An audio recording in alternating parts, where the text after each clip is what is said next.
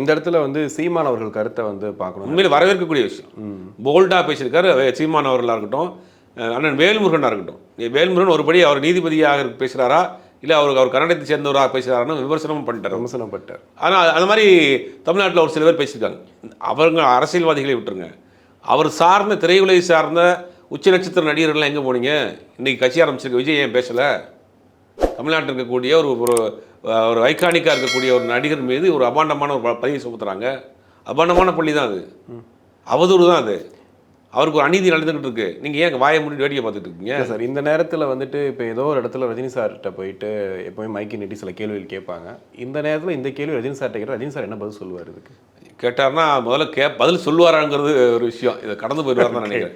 இது மாதிரியான சிக்கலில் அவர் மாட்ட மாட்டார். இந்த மாதிரி சிக்கலான விஷயங்களை பேசி நமக்கு ஏதாவது ட்ரிகராக இருக்கட்டும். ஏற்கனவே இந்த விஷயத்தில் அதிகமாக பாதிக்கப்பட்டிருக்காரு, அதனால் அவர் பேச மாட்டார்னு நினைக்கிறேன்.